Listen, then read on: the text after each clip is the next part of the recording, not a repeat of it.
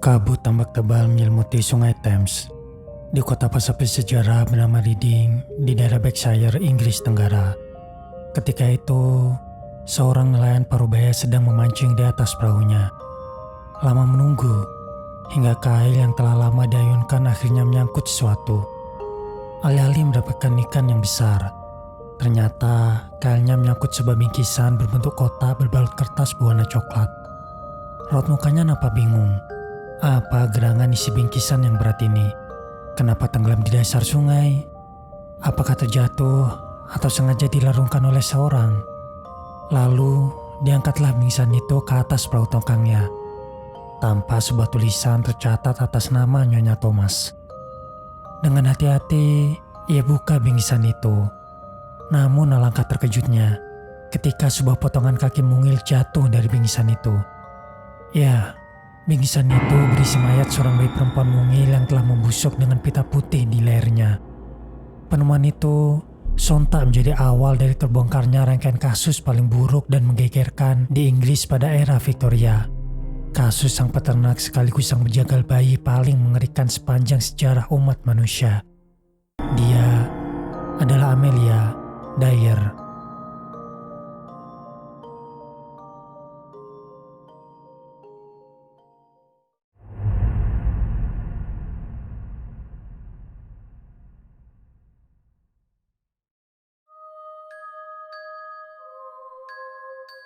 Ini adalah Britania Raya di era Victoria, sebuah periode emas pada abad ke-19 di bawah kepemimpinan Ratu Victoria.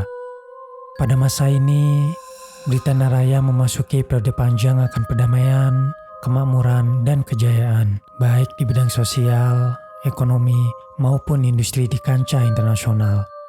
Di era ini pula, jumlah penduduk Britania Raya meningkat hampir 2 kali lipat, dan London menjadi kota terbesar di dunia. Pada tahun 1836 di sebuah desa kecil di Rawapel, Timur Bristol, lahirlah seorang anak perempuan, bungsu dari 5 bersaudara. Ayahnya adalah seorang pembuat sepatu kondang di wilayahnya kala itu bernama Samuel Habley. Hidup gadis kecil itu bisa dibilang sangat berkecukupan. Ia menghabiskan masa kecilnya dengan belajar membaca dan menulis, serta mengembangkan kecintaannya atas literatur dan puisi. Nama dari gadis kecil itu adalah Amelia Elizabeth Habley. Namun sayang, masa kecil Amelia yang berlimpah harta harus dirusak oleh penyakit mental yang diidap ibunya yang disebabkan oleh penyakit tifus.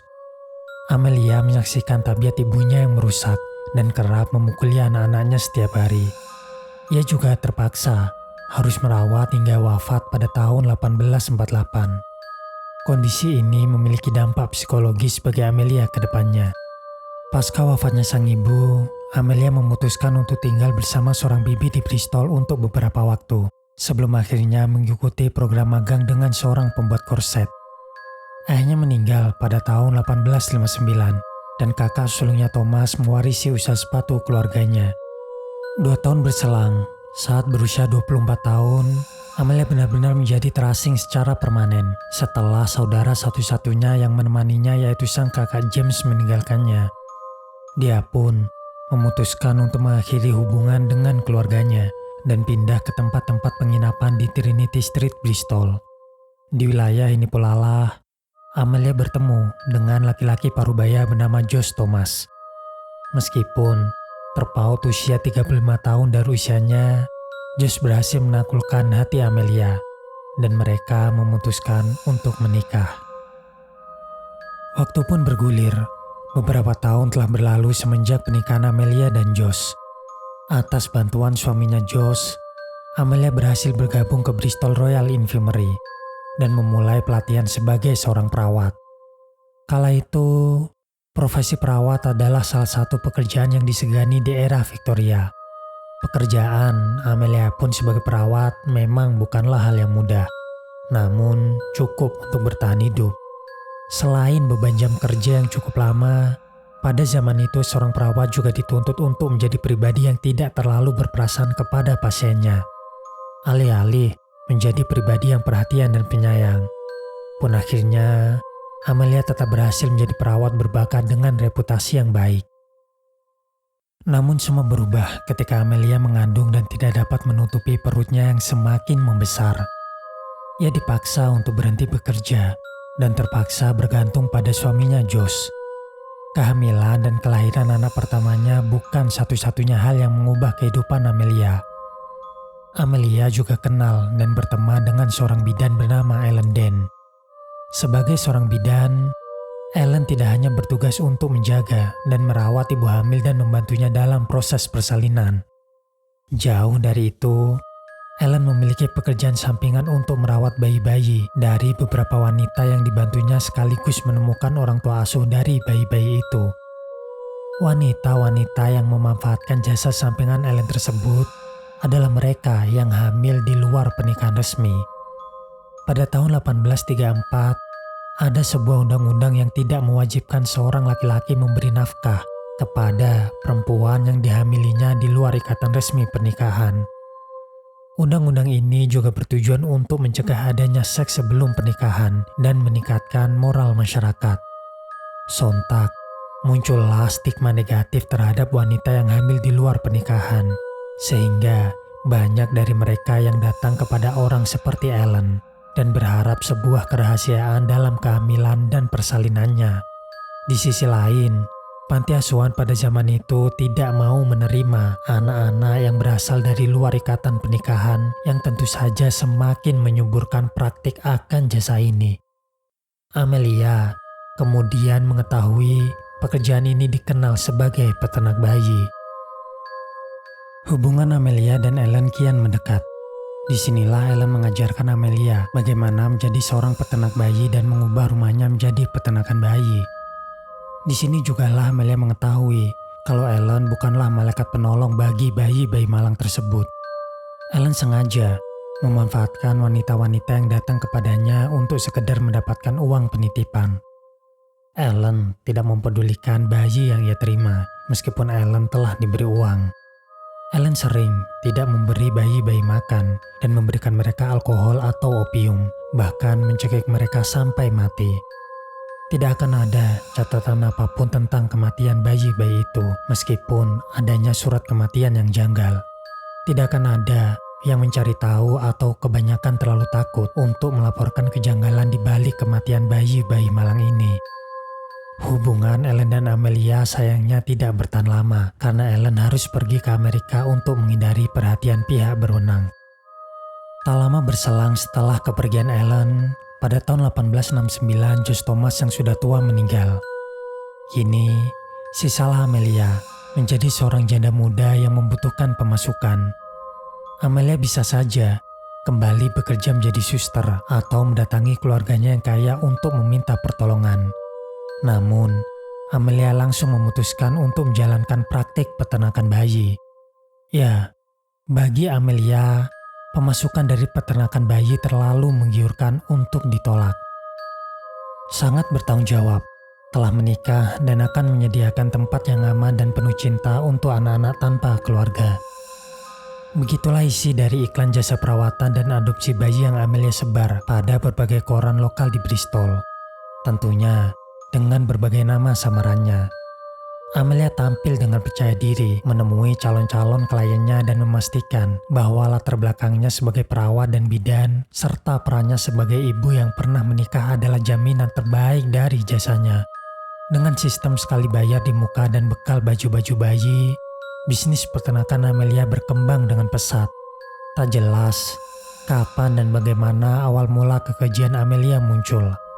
Tapi jelas, rumah yang kian sesak penuh bising tangisan bayi, biaya yang membengkak untuk perawatan, atau hanya ingin sekedar punya uang dalam waktu cepat mendorongnya membunuh bayi-bayi di rumahnya.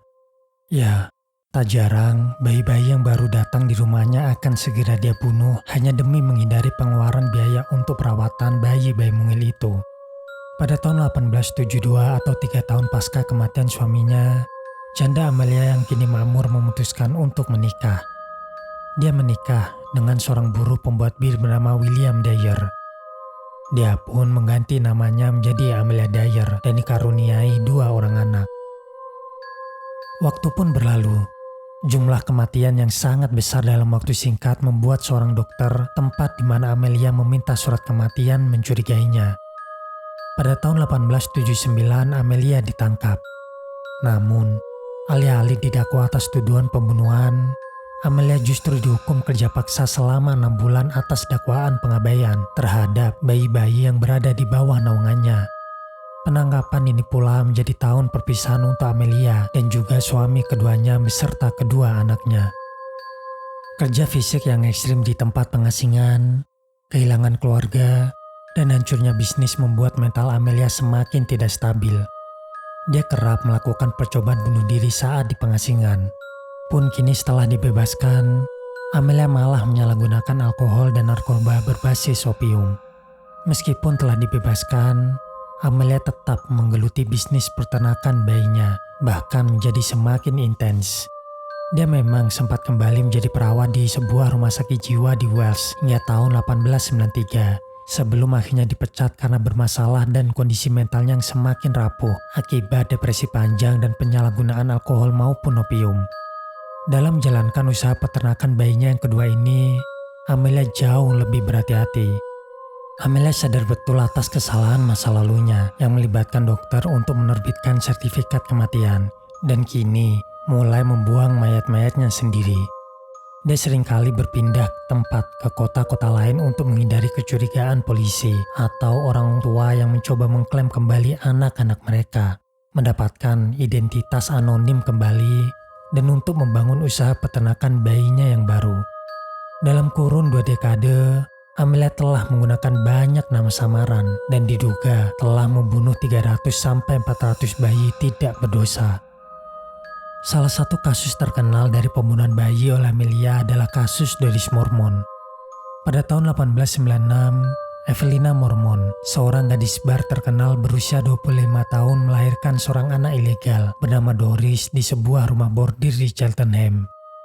Secara tidak sengaja, Evelina menemukan iklan di koran dari seseorang yang bernama Nyonya Harding yang berbunyi, pasangan suami istri tanpa anak ingin mengadopsi anak yang sehat, rumah bagus di daerah pedesaan, syarat dan kondisi berlaku, harga 10 pounds.